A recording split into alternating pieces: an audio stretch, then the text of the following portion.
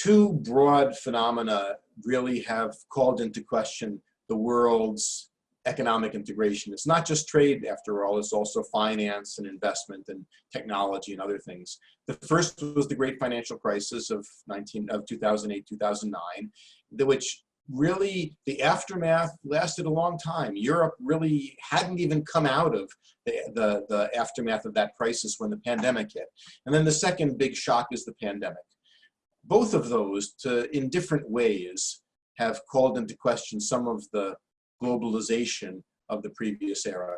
The financial crisis, in the sense that it revealed that countries were highly exposed to what was happening in other parts of the world.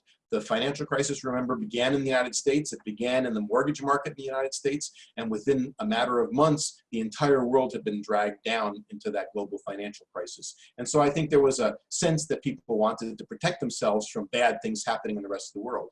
The pandemic has something of a similar effect, in the sense that it is, after all, a global pandemic. It is an infectious disease.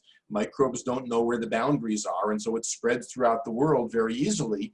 And I think people feel the desire to protect themselves against that spread coming from the rest of the world, and also protect essential goods that we've been talking about, like PPEs and masks and medicine, from the possibility that they will be hoarded by other countries. So both of those have stimulated a resurgence of economic nationalism. But the big story here, I think, is the general rise in what we sometimes call populism. That is a turn away from an integrated economy, a turn away from international economic integration, from political integration. In Europe, it takes the form of hostility to the European Union. In the US, it takes the form of hostility to globalization and international trade. And these movements are on the rise.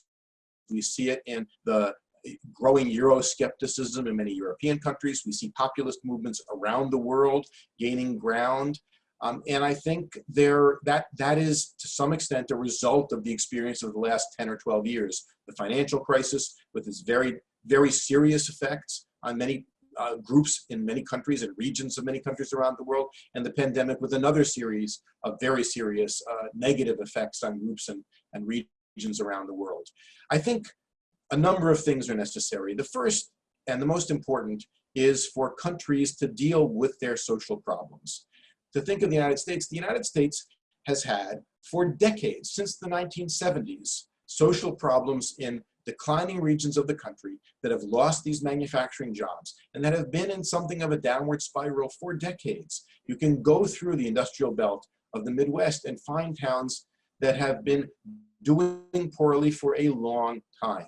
That is a problem that has to be addressed. These social problems that countries have faced over the last 30, 40, 50 years that have been exacerbated and brought to the fore by the succession of crises, the great financial crisis and the pandemic, I think have to be addressed. The social problems are largely domestic, though. They don't have much to do with the world economy. Countries have to, so to speak, get their social and political houses in order. Then there is the international side. There are aspects of the way the world economy works that could and should be reformed. The world needs to figure out how to deal, for example, with the second largest economy and the largest exporting economy in the world, which is not really a market economy. It's an economy, many of whose firms are backed directly or indirectly by the government. China is, an important member of the international economic order, but it's not a standard issue, if you will, capitalist economy. And the rules were written really for market economies like the US, European countries, developing countries. So that's a problem that has to be addressed. The failure of the WTO to be able to move forward in working through some of the attempts to reform international trade, and it has largely failed over the last 20 years, have to be addressed. So I think there is room for reform of the World Trade Organization. There is room for reform of the international institutions that deal with the global economy.